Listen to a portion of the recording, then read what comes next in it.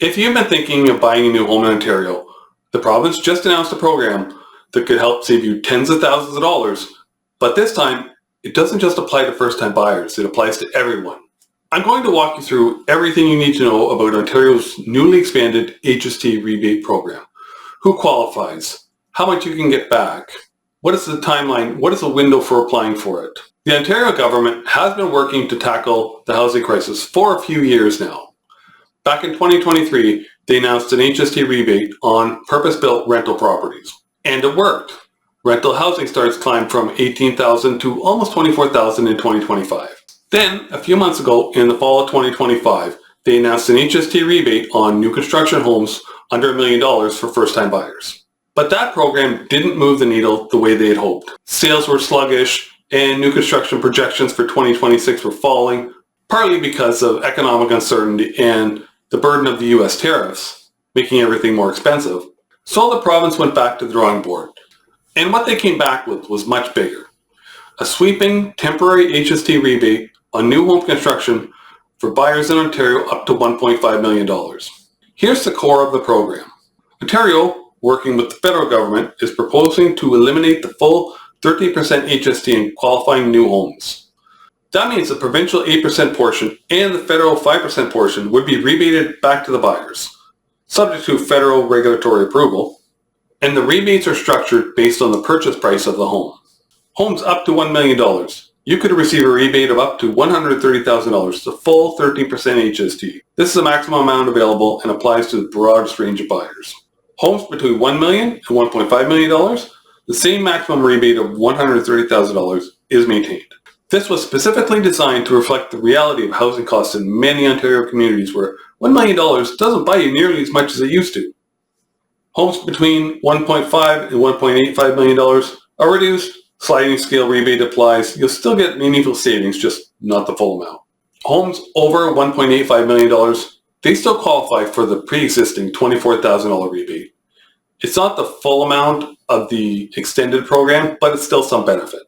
Now, who is actually eligible? This is where it's important to pay close attention to the dates. This program is open to any buyer, not just first-time buyers, as long as the property is used as a residential rental property or a principal residence. This doesn't apply if you're flipping the house. The fact that this applies to all buyers and not just first-timers is important. If a person bought a starter home a few years ago and now they need to move up to a larger home because of family changes or whatever, this program will allow them to buy a bigger new construction home, which then frees up their starter home for the next first-time buyer. There are two main eligibility scenarios. Primary residence purchase. The purchase agreement with your builder must be signed between April 1st, 2026 and March 31st, 2027. Construction of the home must begin on or before December 31st, 2028. Rental property with construction already underway. If a home was already under construction before March 31st, 2026 and it will be used as a rental, the purchase agreement still needs to be signed between April 1st, 2026 and March 31st, 2027. And construction must be substantially completed by December 31st, 2029. The government included a chart in their briefing document that really puts it into perspective, so I'm going to walk you through it. Under the old rules, the rebate was quite limited. For most homes above a certain price point, buyers were only getting around $24,000 back, and nothing for more expensive houses. Under the new program, the jump is dramatic. A $700,000 house will qualify for a rebate of approximately $91,000.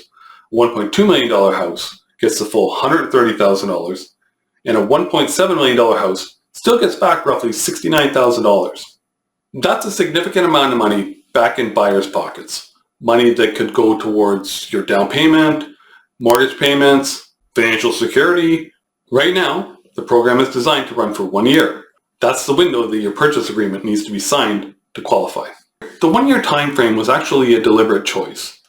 According to reporting from Global News, the province debated a longer 3-year window, but was concerned that buyers would simply wait until the sidelines, taking away the urgency that makes this kind of stimulus work. A 1 year deadline creates immediate demand. That said, the government hasn't closed the door on extending it. Doug Ford himself suggested people should watch and see how it unfolds. So it's a 1 year program for now, but watch this space for updates. A couple of things to keep in mind. First, this program is a proposal that still requires federal government approval. The federal government has agreed in principle to cost share this with Ontario, but the legislation still needs to be passed. Secondly, the HST and the rebates are administered by Canada Revenue Agency. So the actual rebate process goes through the CRA, not the province directly. Talk to your accountant and your builder on how to claim it. I'm sure there'll be more updates coming out as we go along. And third, the province has said that municipalities need to be doing their part in reducing municipal development charges, fees that can add hundreds of thousands of dollars to the cost of a new home. So this provincial rebate is just one part of a bigger affordability picture. Bottom line, if you've been sitting on the fence about buying a new construction house in Ontario, this is a significant incentive to act. Whether you're a first-time buyer, someone looking to move up, someone looking to downsize, or you're thinking about buying a rental property for investment purposes, the savings under this program are real and substantial. The window for this program opens April 1st, 2026 and runs for 1 year, so the clock is already ticking.